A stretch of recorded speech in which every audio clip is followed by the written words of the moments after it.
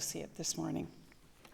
Emerson is an inclusive, liberal, religious community fondly named after the minister, author, and transcendentalist Ralph Waldo Emerson.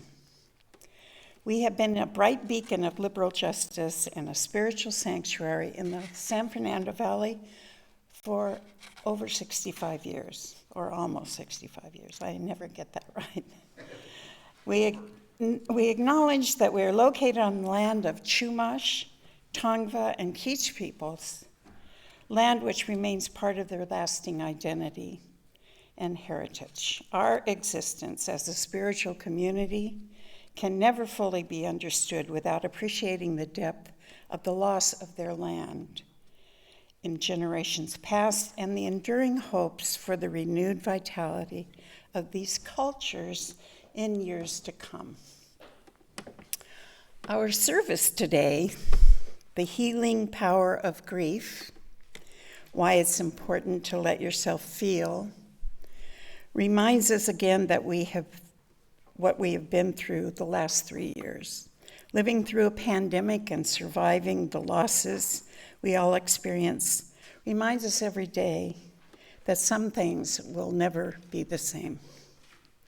It's hard to grieve the losses when we are in survival mode, but having our lives return to a new normal brings on those feelings of loss when we think we should be happily making up for lost time. My sister-in-law, Joey, died during the pandemic of COVID. The family was in a state of shock, as Joey was always the rock. We were not able to attend church here at the time of her death, so I couldn't receive the nurturing from all of you that I have come to count on all these years. One night there was a knock on the door, and Reverend Matthew was standing on the front porch in a mask with a paper bag in his hand. He said, "I brought you a grief kit, Linda." The bag contained some poems and a candle and other things I can't remember now, but it was so important to me to have someone reach out and acknowledge my loss. I was telling Reverend Matthew that when I was in school studying to be a marriage and family therapist, my idea of a fun weekend was to go to a grief, separation, and loss seminar. I was intense. This is where I could experience some of the renewal that I could feel when I did my own intense work on childhood issues and the kinds of loss we all brush away. Losses like divorce, loss of job, miscarriages, family deaths. It seems that the need to grieve never shows up at the right time, but it shows up for sure. When I was in high school, my longtime boyfriend died of cancer during my senior year. I didn't know how to be with a terminally ill person that I loved, or to say goodbye, or to truly experience the loss of this wonderful person. I went to his funeral and didn't know how to console his parents or how to feel at ease with the process. My parents did not want me to feel anything sad. They didn't want me to feel the sadness or the depression that I couldn't shake. So they immediately told me that they were sending me on a wonderful trip to Europe, and wasn't that something to make me smile? Then I felt guilty for being happy about the trip and guilty for not staying in the sadness of the loss of my boyfriend. Years later, my daughter's boyfriend was tragically killed when she was a senior in high school. I was inconsolable. All the grief I had stuffed so many years came pouring out of me. At this time in my life, I knew what the grief reaction was all about, and I took it to my therapist, who walked me through it. The thing about doing grief work for me is about letting go of the guilt that I felt for so many years. My daughter was not willing to work on the loss with a therapist, and she handled her sadness much like a teenager who needs to get on with her life. My therapist said to me, grief is like belches. They have to come up. The only way I know how to handle loss is to talk about it and have somebody witness that information without trying to explain it to me or make me not feel bad. Just hear me.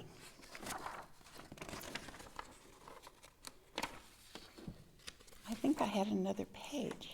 I do have another. Excuse me. I'm so happy to be with you here today. If this is your first time here, or you have been with us for a long time, thank you for your presence. If you would like to make an entry in our Book of Life, you may do so during our greeting time in the book over by the candle table. You may also make an entry in our virtual Book of Life if you are joining us online. Please stay after the service for coffee and conversation in the pavilion or in the chat breakout rooms available online. And now, in the spirit of fellowship, let's take time to greet each other.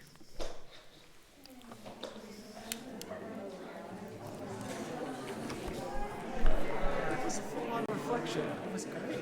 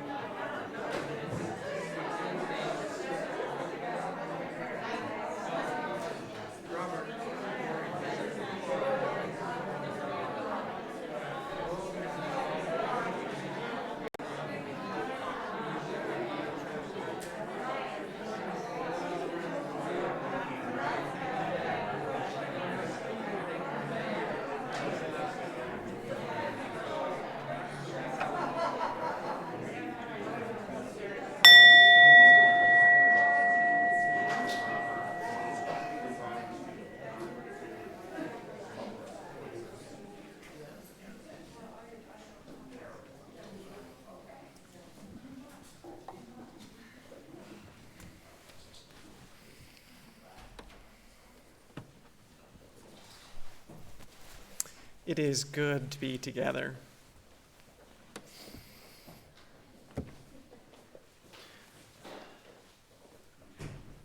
So, as Linda was talking about, today our service is about, grief, about sadness, about what do you do when you're having hard times. And so our story this morning is about that. It's a book called Tear Soup, A Recipe for Healing After Loss by Pat Schweibert and Chuck Decline, illustrated by Taylor Bills.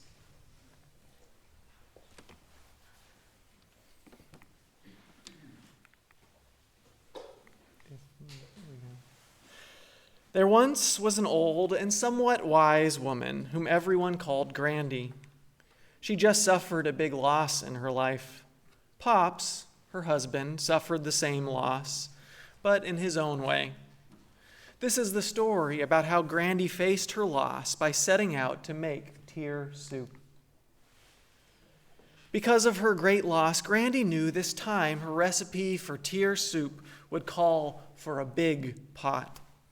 With a big pot, she would have plenty of room for all of the memories, all of the misgivings, all of the feelings, and all of the tears she needed to stew in the pot over time. She put on her apron because she knew it would get messy. It seems that grief is never clean. People feel misunderstood, feelings get hurt, and wrong assumptions are made all over the place. To make matters worse, grief always takes longer to cook than anyone wants it to. And then Grandy started to cry. At first, she sobbed. Sometimes she wept quietly. And sometimes, when she was in a safe place where no one could hear her, she even wailed. Grandy knew she had to make much of this part of the soup alone. She learned from past experiences that most people don't like being around tears. Her friends would worry if they knew just how many tears Grandy's recipe called for this time. Grandy felt stone cold and empty. There were no words that could describe the pain she was feeling.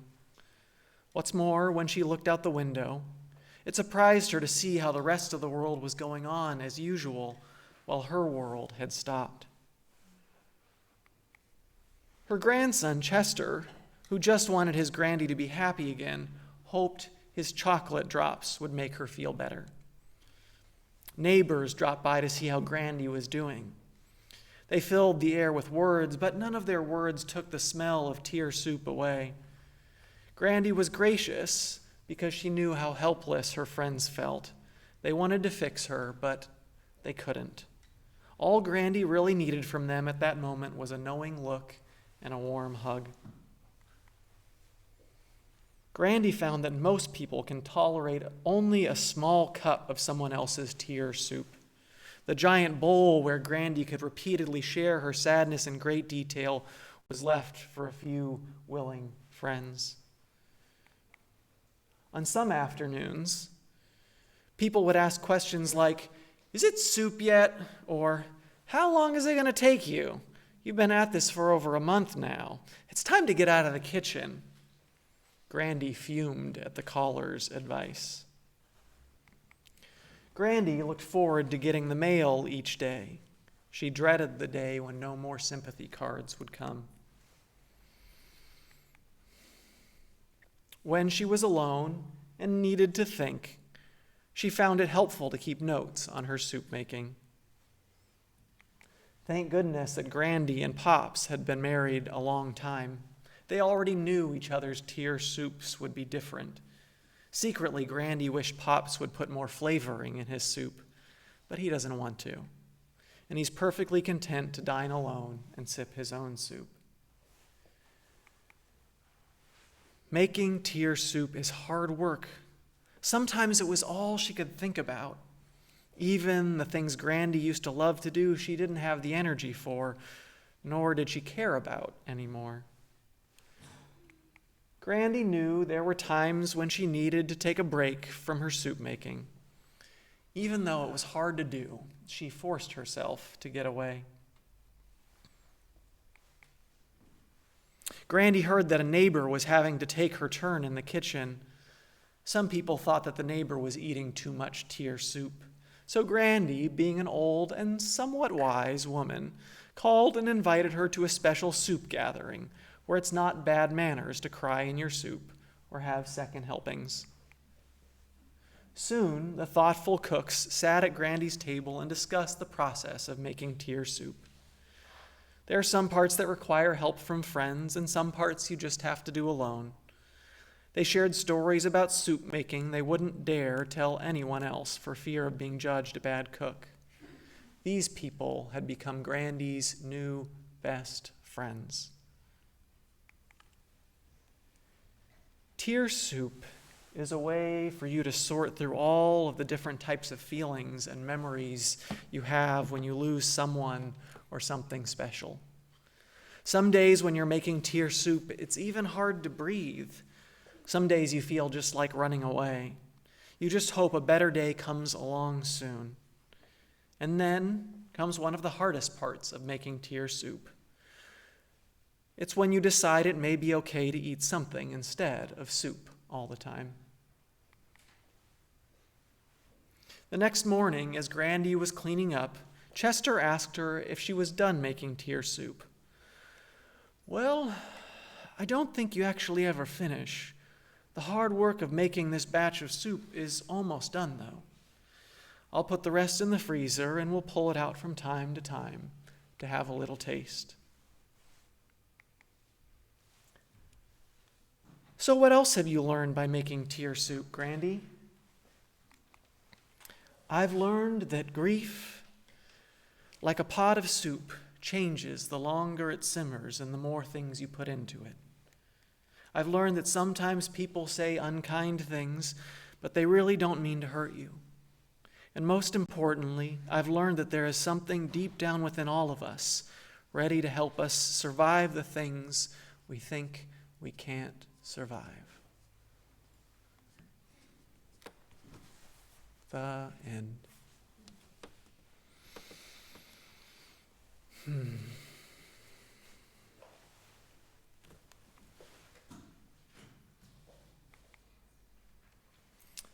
I now invite you to join me in saying our Unitarian Universalist affirmation.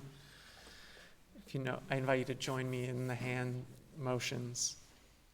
We are Unitarian Universalists, a people of open minds, loving hearts, and welcoming hands. And now we have a testimonial from Jeremy Pace. During our pledge drive, or during our stewardship campaign, not quite a pledge drive, we're having one person offer a testimonial each Sunday, so I'm glad to have Jeremy this morning. Thank you. Hello, everyone. My name is Jeremy Pace. My pronouns are he, she, they, whichever you see. Just go with that. So I wrote a little testimonial. It's an honor to be up here. When I was a child, I knew something about God or the universe or something bigger than me. Step back, you very loud voice. Okay. Let me start here. Is that good? Yeah. When I was a child, I knew something about God or the universe or something bigger than me that told me it was important to do what was good and right. I came into this world with that knowledge already installed, and then humans introduced to me an angry God that hated me from day one, and I lost any idea of what I thought I knew only moments ago. My concept of something bigger than myself was shattered, and that crack went to break my sense of self over time. I was lost for many years, and my loss of self eventually led to self-destruction, and that sabotage took the form of drug addiction in my 20s. My first clue that there was more to the story and that perhaps I was right about a loving power watching over me arguably came when I was led to a 12-step meeting and showed a solution. I was given a mentor.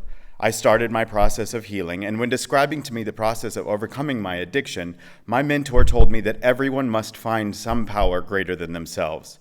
He explained that it didn't matter what it was. He said it didn't matter what anyone else's was either, and that we were always to respect that no two understandings of what guides us will ever be the same. We must leave room for everyone to believe in something, even atheists whom believe in the power of doing good. I expressed to him what a peaceful and loving approach to belief that sounded like, and that's when he mentioned to me the Church of Unitarian Universalism. If you think what we've got going on is good, then you should check out the UUs, he said. They really know how to do it. I found the church then in my 20s, and I passed along the news to my dear friend Kristen. Years have passed, and Kristen is now Reverend Green of Fairfax, Virginia, and I never gave up on my calling as a sober man. I was given a safe space simply within the open-minded belief system of the UU doctrine that allowed me to seek to understand rather than to find total understanding. I learned that the pursuit of my own faith and what calls me to be my best self is perhaps even more healing than being absolutely certain of anything. But all of that happened outside of the physical church until a few months ago. And then this past winter, my partner Lucas and I walked into this home of ours here at Emerson UU, and the walls have surrounded us and what the mission had been giving me for years. There was a physical safe space for me here. These ideas became chairs for me to sit in. These mindsets became music. These affirmations became sermons that I could sit and listen to. And whereas once I had been told by an angry mob that God Almighty hated me, I was now safely sitting with the man that I love, dressed as flowing and vibrant as a maypole in the wind, and I was accepted. We were more than accepted. We were sought after with hugs and handshakes and invited back next week. I can't say that I found the UU church because that would be getting it backwards. The UU church found me. It found me in the Cheyenne shaman mentor who let me sleep on his couch while I searched for a reason to live, and it continues to find me every time I walk through those doors. So today my partner Lucas and I signed that book. And we are officially members of this family. We are blessed to be here. We will be giving back in every way we can, and I invite you to join us in our giving of what you can to this place that continues to save us with its safety.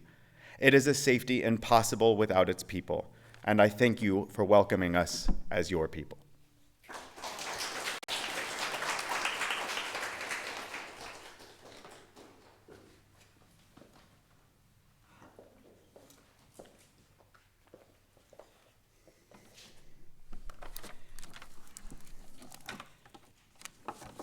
So good. For over 45 years, Haven Hills has provided safety and support to victims of domestic violence in the West Valley. Haven Hills offers shelter, crisis intervention, counseling, advocacy, and activities supporting increased economic opportunity for over 2,500 women, men, and non-binary people each year. In doing so, they help survivors of domestic violence find the strength within themselves to break the cycle of abuse and build a new, productive, and joyful life for themselves and their children. Donations can be made at donate.emersonuuc.org and by selecting Sunday offering. That's if you're online. Please make checks payable to Emerson UU Church and write "Share the Plate" in the memo. If you would like to make a payment on a pledge, please write "Pledge" instead in the memo. The ushers will now come forward for the offering.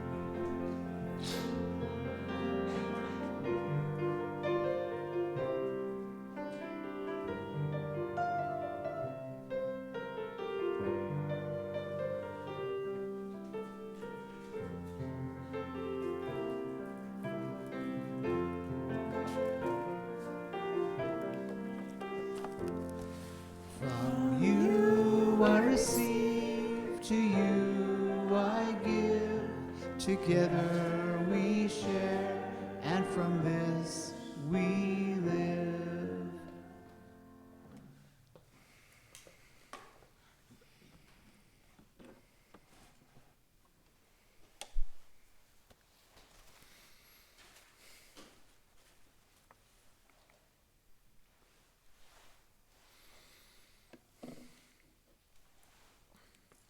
Each week we take time in our service to lift up those joys and sorrows from within our community and in the wider world. This week in our book of life, Amy Noel writes, "I want to share my celebration of 19 years of sobriety and freedom from marijuana addiction." Katie writes, "Celebrating my partner's life on his birthday today." And Lucas shares that today is a beautiful day to celebrate love and happiness and family. Live to love, love to live. Life is beautiful.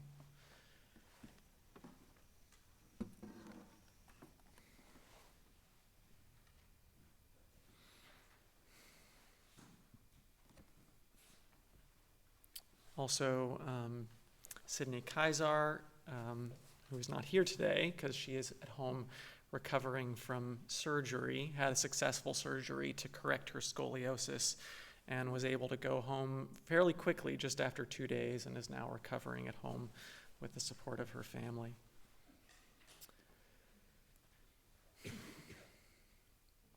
And finally, I just want to lift up, moving to our wider world, the people of Sudan, where there is significant fighting and people who have lived in a destabilized situation for so many years now see it getting bigger once again.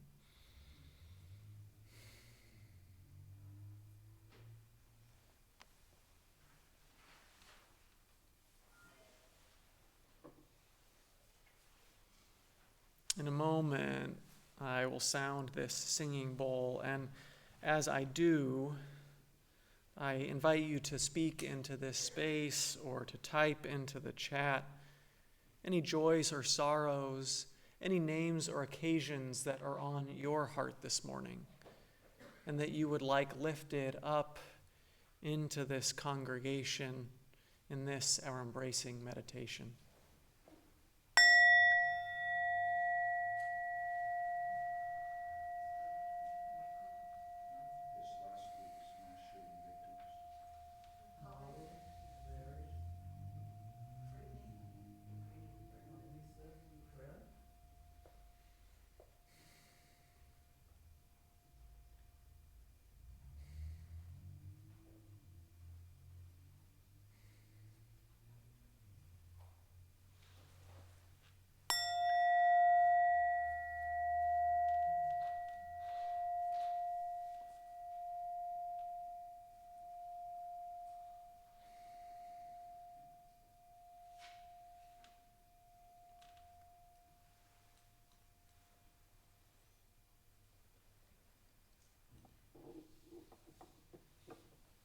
All that has been shared and all that which is too tender yet to share and that we hold in the silent sanctuary of our hearts, we offer these into the embrace of this beloved community.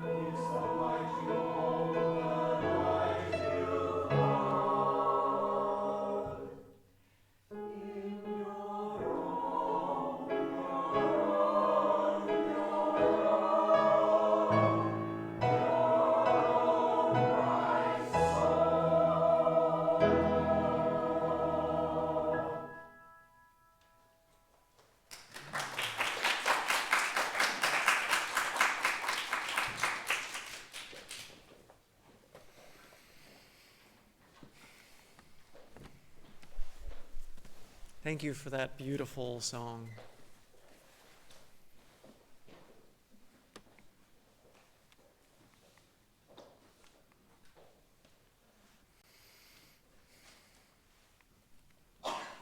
When dealing with his father's death, poet Kevin Young turned to poetry to connect with his sense of loss.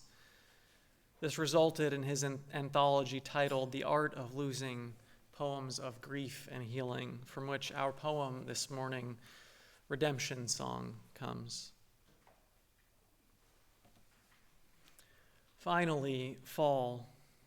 At last, the mist, heat's haze we woke these past weeks with has lifted. We find ourselves chill, a briskness we hug ourselves in, frost graying the ground. Grief might be easy if there wasn't still such beauty. Would be far simpler if the silver maple didn't thrust its leaves into flame, trusting that spring will find it again. All this might be easier if there wasn't a song still lifting us above it, if wind didn't trouble my mind like water. I half expect to see you fill the autumn air like breath. At night I sleep on clenched fists. Days I'm like the child who falls on the playground, crying not so much from pain as surprise. I'm tired of tide taking you away, then back again. What's worse, the forgetting or the thing you can't forget? Neither yet. Last summer's choir of crickets, grown tired, grown quiet.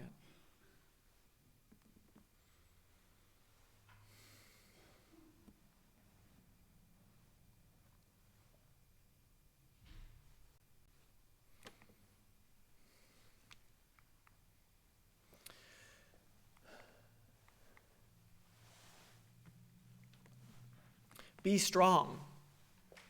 Don't dwell on it. It's been 6 months. It's time to move on. How often have we been told in ways both subtle and overt that our grieving is inappropriate, or that there is a proper way or length of time to grieve? We live in a society that is uncomfortable with grief, one which encourages people to try to stuff it down and hide it away. Yet trying to bottle up our emotions for the sake of others' comfort will only cause resentment and prolong grief. We live in a culture of short-term fixes, get over it and move on mentality that pressures us to minimize feelings of grief. Extended grieving is often viewed as unhealthy, but it is only by honoring the grieving process that we are able to heal. On the other hand, if we aren't someone who is very outwardly emotionally expressive, someone might say to us, "You should let your emotions out or you'll feel worse later," which might cause us again to worry that we are grieving wrong, even though our grieving process might be perfectly healthy. I met with a family whose father I was doing a memorial service for. During our meetings and conversations leading up to the memorial, the tissue box sitting on the table was never reached for. Not a single tear was shed. And while there was sorrow in the room, just as present was laughter and fond memories of a life well lived. Yet they wondered if they should be feeling more grief. I told them there was no right way to grieve, and that their response was a reflection of their relationship with their loved one and how he lived and how he died. And as we entered into the sacred space of the memorial service, the tears began to flow alongside the laughter.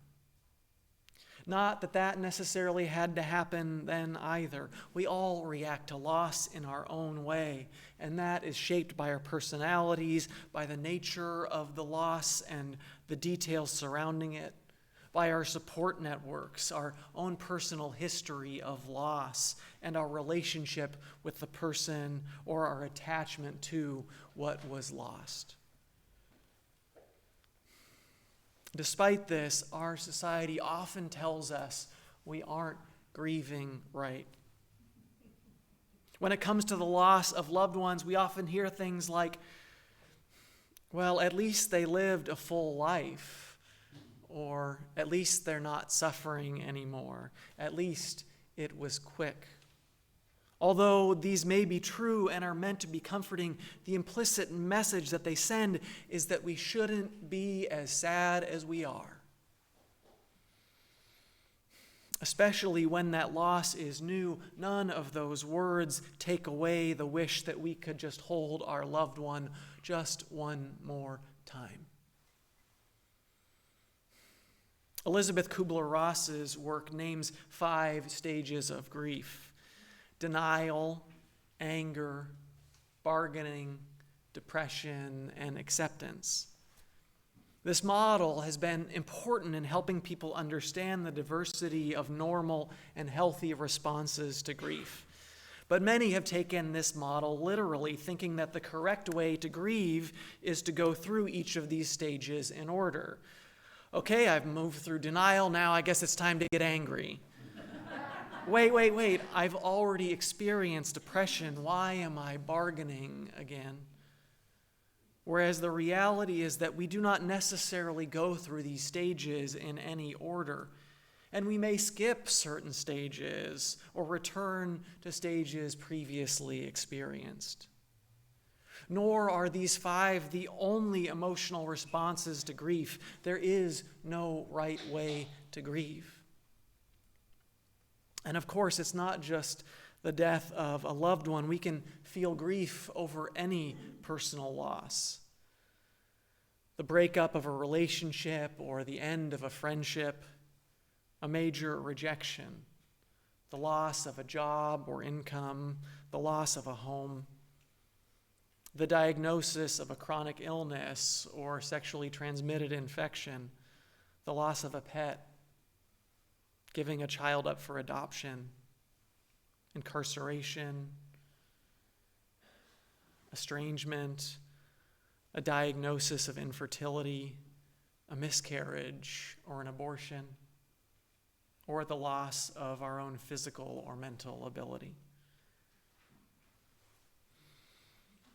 And while we may receive a freezer full of casseroles after the death of a loved one, society offers little compassion about some of these other losses, particularly those which are known as disenfranchised grief, a grief that is not acknowledged by society. And if we are experiencing one of those disenfranchised griefs, our natural grieving process may not be seen as important, and messages to buck up, to get over it, to move on, may be even more pronounced. If there's a stigma associated with the loss, we may not feel like we can tell anyone about it, making it even harder to deal with. And yet such life-changing losses can still result in profound grief, and we should treat them with the same compassion we have for those who have lost a loved one.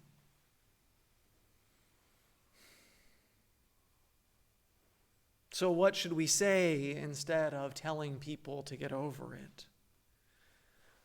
The thing is, there are no right words to take away the pain.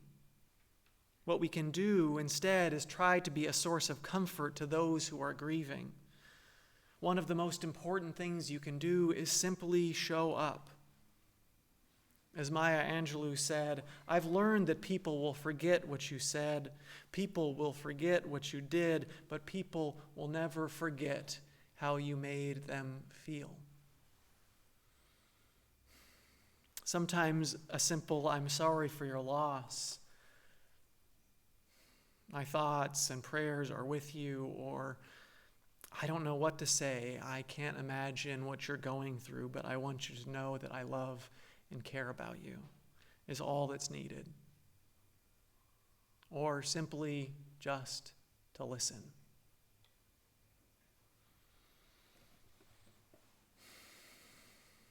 Now, experts suggest that there is unhealthy grief. Now, it's not throwing yourself on the coffin and wailing, "Take me with you," although that can certainly cause a scene. Unhealthy grief is stuffing our emotions or denying the impact of the loss. If we don't experience and work through our grief, we end up feeling stuck. And while it's natural to feel grief over long periods of time, if we are continually feeling the intense emotions typical of early stages of the grieving process, that may be a sign that we are stuck. And stuckness can manifest in long-term depression, in anxiousness, in anger, rebellion, or a general numbing of emotion. It can manifest itself in high-risk behaviors like substance abuse, compulsive spending, acting out sexually. And when experiencing these unhealthy manifestations of grief, talking to a professional is most definitely a good idea. And while there can be many things which contribute to unhealthy grief, one of the biggest is our society's discomfort with the expression of grief. That discomfort encourages people to ignore their grief, which rather than making it go away, leaves it unresolved and allows it to take over our lives in unhealthy ways. By offering others comfort and support, or giving ourselves permission to be with our own grief, then we can begin to heal.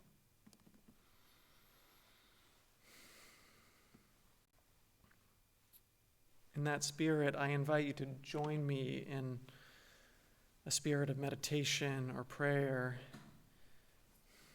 I offer you these words from a book by the Terma Collective.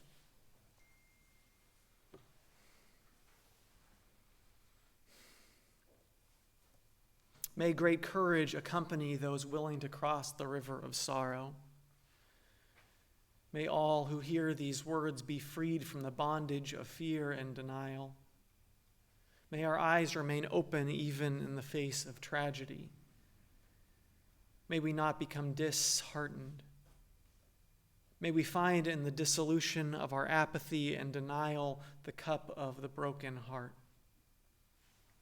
May we discover the gift of the fire burning is the inner chamber of our being burning, great and bright enough to transform any poison. May we offer the power of our sorrow to the service of something greater than ourselves. May our guilt not rise up to form yet another defensive wall. May the suffering purify and not paralyze us. May we endure. May sorrow bond us and not separate us. May we realize the greatness of our sorrow and not run from its touch or its flame. May clarity be our ally and wisdom our support. May our wrath be cleansing, cutting through confusion of denial and greed. May we not be afraid to see or speak our truth. May the bleakness of the wasteland be dispelled. May the soul's journey be revealed and the true hunger fed. May we be forgiven for what we have forgotten and blessed with the remembrance of who we really are.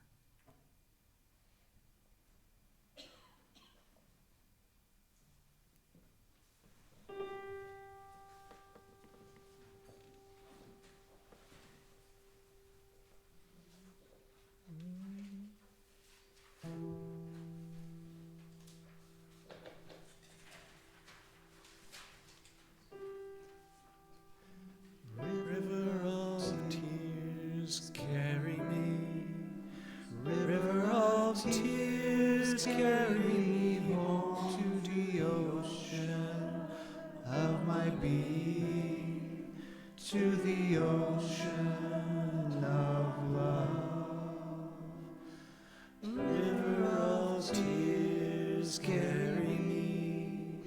River of tears, carry me home to the ocean of my being, to the ocean of peace. River of tears, carry me. River of tears, carry me home to the ocean of my being, to the ocean of hope. River of tears, carry me. River of tears, carry me home to the ocean of my being, to the ocean of love.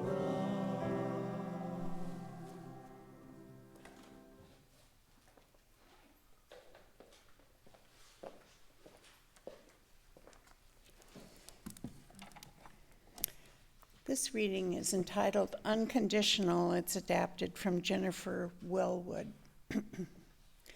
Willing to experience aloneness, I discover connection everywhere. Turning to face my fear, I meet the warrior who lives within. Opening to my loss, I gain the embrace of the universe. Surrendering into emptiness, I find fullness without end. Each condition I flee from pursues me. Each condition I welcome transforms me and becomes itself transformed.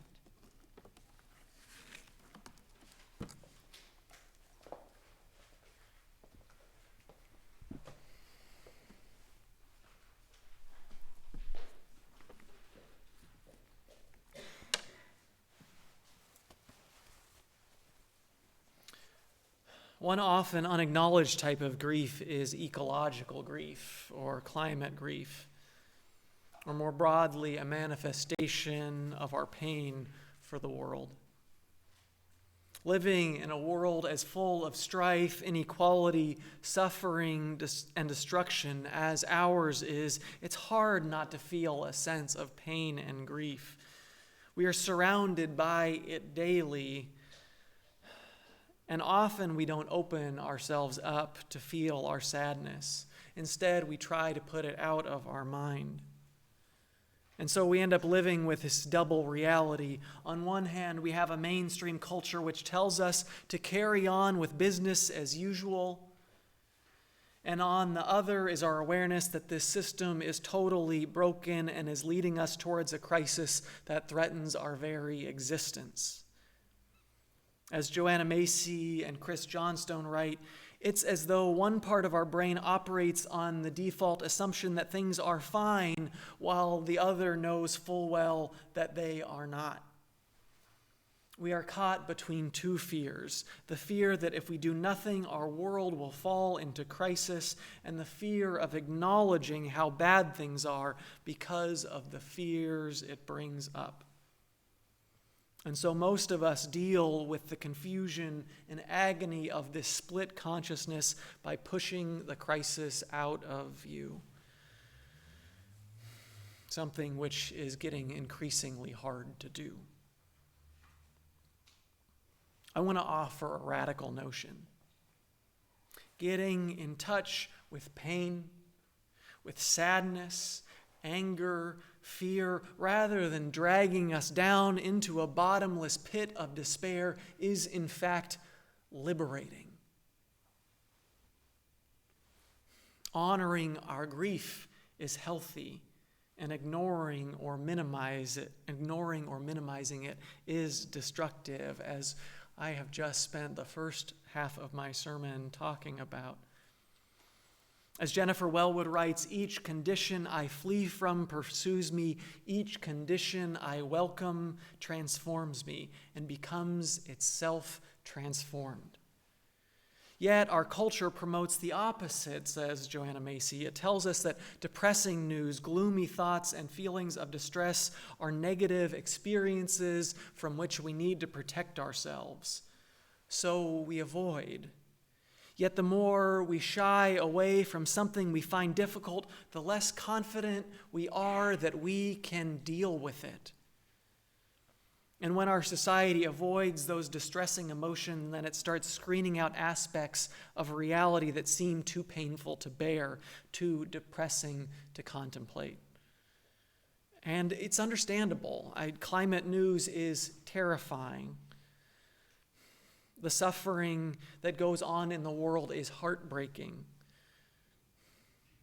And people have a hard time engaging in these justice works because they fear that if they open their eyes to the suffering, they will fall into deep despair.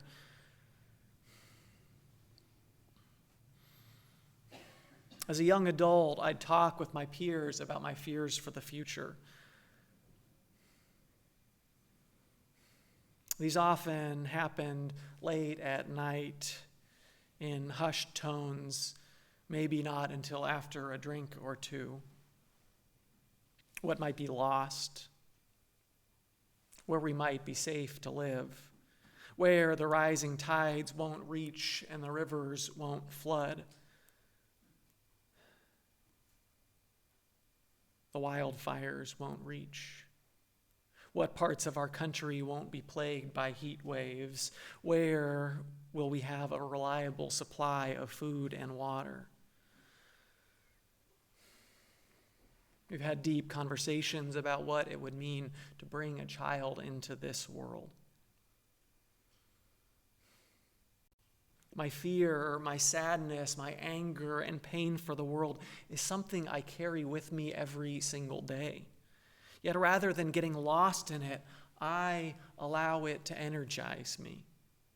I recognize that my sadness and my grief are in fact manifestations of my deep love for the world. It wouldn't hurt so much if I did not care. Blessed are those who weep for the desecration of life, because in them life still burns clear. My anger arises from a passion for justice. Yet so many do the opposite. Rather than working through these emotions, we often numb our emotions, maybe with alcohol or drugs or shopping. But numbing pain numbs joy too, aliveness. And numbness means that we become unable to deal with the deepening crisis unfolding around us. When I touch the depths of despair, I know the pain is not bottomless. Now, next week, our folks from the Environmental Justice Ministry are leading an Earth Day service about finding hope through taking action. But I'm not going to end this sermon by pulling you out of whatever pain, grief, despair you might be feeling. After all, this has been a service about honoring our emotions. But I also don't want to leave you there alone. So I ask, how might grief be an invitation for greater action in your life? How might this community be a catalyst and a source of hope and solidarity for your deepening into change-making? How might we transform those tears of grief into love, into peace, into hope?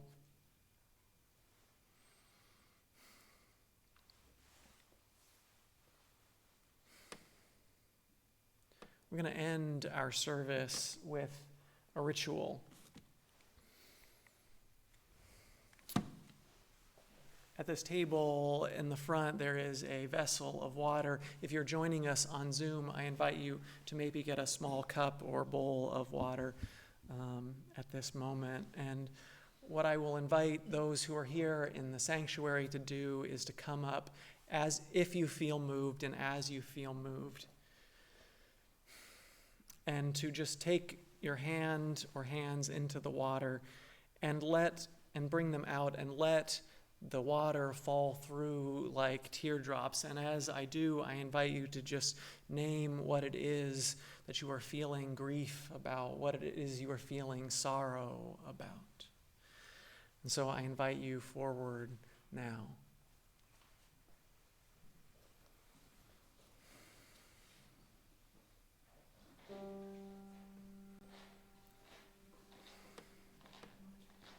River of tears, carry me. River of tears, carry me home to the ocean of my being, to the ocean of love. Sing with me. River of tears, carry me.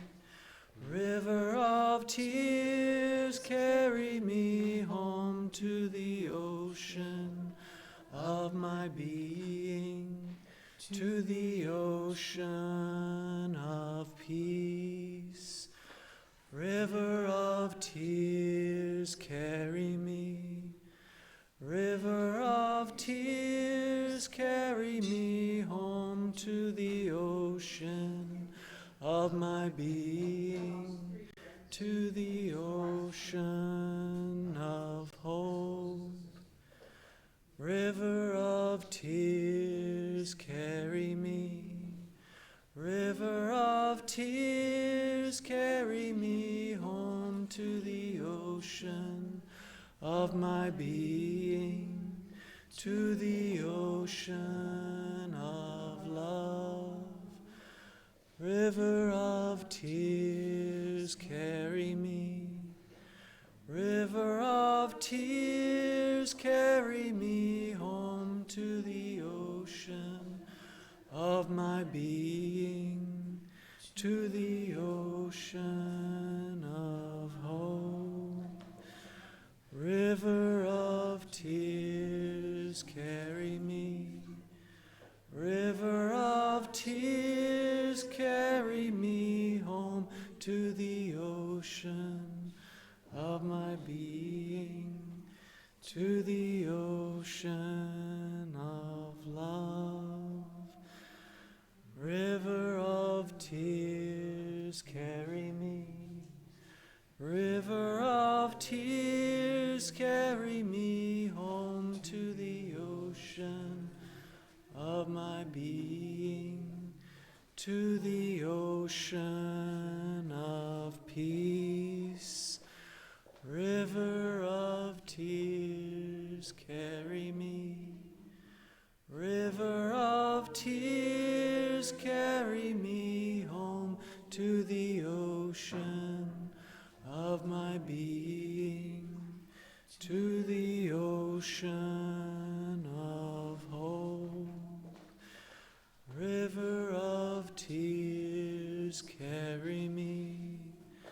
River of tears, carry me home to the ocean of my being, to the ocean of love.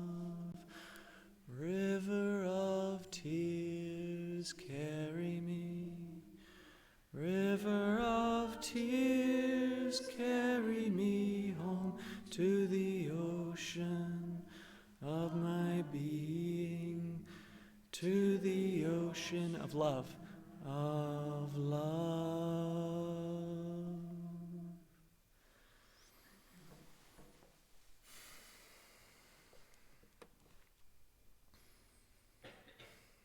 Thank you to everyone who helped make this service possible this morning, to Linda Fitzgerald, our worship associate, to Kevin Matthey, our music director, to our choir led by Eloise Porter, to the folks in the crow's nest making the tech happen, to those at the welcome desk, those helping out with the coffee hour after the service through these doors to my right, and those helping out with cleanup, to Jeremy for that wonderful testimonial this morning. It takes so many to build a community. I invite you now to rise in body or in spirit for our closing hymn, My Life Flows On in Endless Song. We're just singing verses 1 and 2. It's number 108 in your gray hymnal.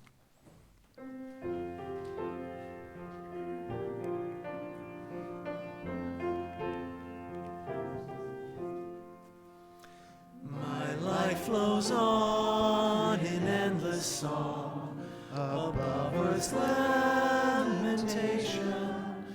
I hear the real, though far off hymn, that hails a new creation. Through all the tumult and the strife, I hear the music ringing. It sounds an echo in my soul. How can I keep from singing? What though the tempest round me roars? I know the truth, it liveth. What though the darkness round me close? Songs in the night it giveth. No storm can shake my inmost calm, while to that rock I'm clinging. Since love prevails in heaven and earth, how can I keep from singing? I invite you now, as you feel comfortable, to reach out and to take a hand or to touch, bump elbows, touch a shoulder, whatever feels comfortable, if that feels comfortable to you. To those of you joining us online, I invite you to send your energy out to those also online, as well as those of us here in the sanctuary as we send our energy back to you.